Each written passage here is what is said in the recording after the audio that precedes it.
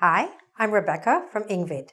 In today's lesson, I'll give you 10 important tips to do well and to get a higher score on the speaking section of your IELTS exam, or actually on any oral speaking test where you're sitting with a live examiner. Okay, so these tips don't apply actually to the TOEFL where your answers are recorded, but it's for any English exam where you're sitting with a real examiner. Okay? Now, the IELTS, of course, the speaking section of the IELTS test is about 11 or 14 minutes long, has 3 different sections and so on. And the IELTS is an exam which is, it's an English proficiency exam. It's used for immigration purposes, for example, to Canada and Australia. It's used for admission to universities where English is the medium of instruction. And it's also used for professional certification purposes. So lots and lots of people, millions of people do the IELTS exam. And if you're one of them, these speaking tips will really help you.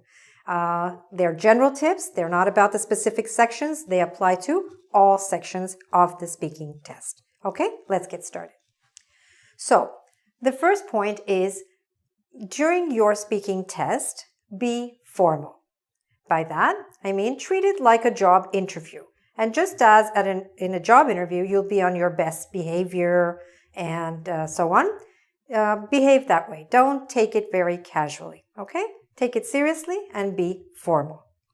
Next, give a full answer whenever possible. Now remember, and just think about it, you have about 11 to 15 minutes to use the best English that you know and that you've studied all your life, okay? So obviously, you want to try to show off during your English test.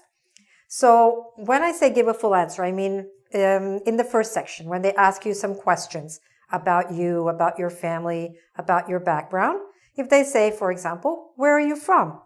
Don't just say Tokyo, because that's just a one-word answer. Try as much as possible to give sentences. Give full sentences, right? Full answer.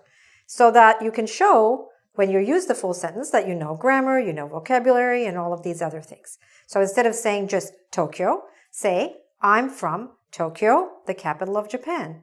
Or, I'm from the capital of Japan, Tokyo. Now, you've given a lot more information. So obviously, you'd get much more marks if you kept doing that throughout, right? Give full answers using sentences, not just words. Next, be polite. What we mean by that? For example, if the examiner asks you something and you didn't understand, it's okay. Just ask for the explanation in a polite way. Don't just say what or sorry. Say, excuse me, could you please repeat that? Because that's also using English. And that's what they want to know. Can you use English? And by being polite, you're not just showing that you know the language, but also that you know the culture of the language, which is being polite. Okay, so remember to do that. Next, maintain good posture. Now, why do I put that? Nobody's filming you, right? So why do you have to maintain good posture?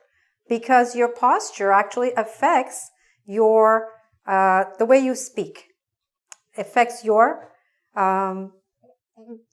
confidence, the confidence with which you speak. It affects the way your voice is projected.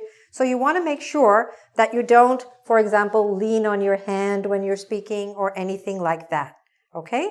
Make sure that you sit straight and don't put your hand anywhere near your face, even if you're nervous, because that will affect the quality of your voice and the way it's projected.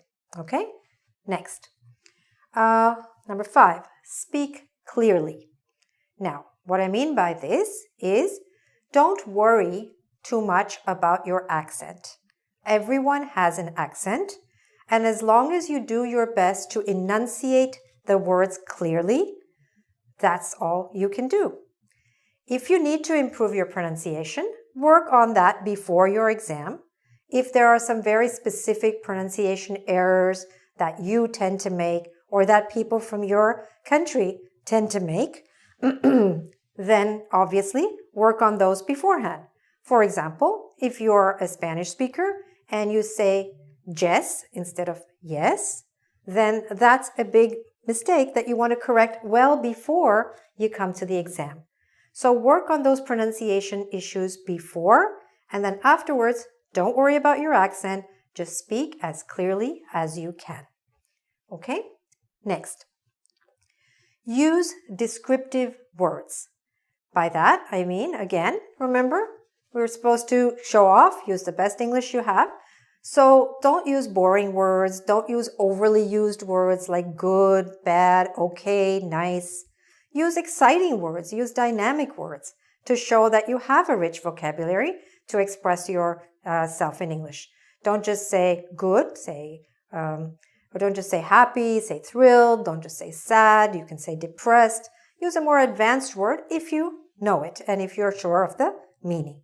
But most of all, try to stay away from the overly used words like good, bad, okay, nice. All right? Next. Speak up. Speak up means make sure you speak loudly enough to be heard and also recorded, because during the IELTS, for example, you are judged by that examiner and also you are recorded so that another examiner is going to listen to what you said during your English test. So speak clearly enough that the recording will allow you to be heard properly. Okay? Next. Keep a steady pace. That means don't speak too fast and don't speak too slowly. If you're not sure how fast you should speak, speak slower than you think is necessary, because that way it's much more likely that you will be understood. Okay?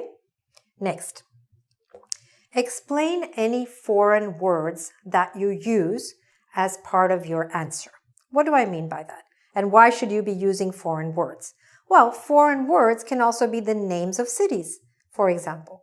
So if they ask you where you're from, right, and you need to use the name of a city or a town, which is not common knowledge, like London or Paris. It may be not as common, and it may not be so easy to understand.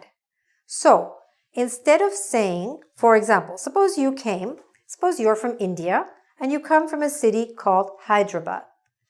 Now, Hyderabad is a bit of a mouthful. It's an unfamiliar word. So what you could do to make it easier and to get higher marks is, instead of just saying I come from Hyderabad, and the examiner might think, well, what did he say? What does that mean? I don't understand. So a way to get around that is to say, I come from a city in the southern part of India called Hyderabad. Now what you've done is you've given an explanation of what you're going to say, so the listener knows that there is a word coming, and even if I don't know it, I know what it means or what it refers to. So it will sound, in fact, like you speak better English because you have taken the listener into account. Okay? Next. Stay on topic. So even though I said speak in sentences, don't use too many sentences to answer any one question. So that, because if you do that, then the examiner will think that you don't understand the question. You want to make sure that you answer the question and don't go way beyond that. Okay? They always have enough questions to ask you, don't worry.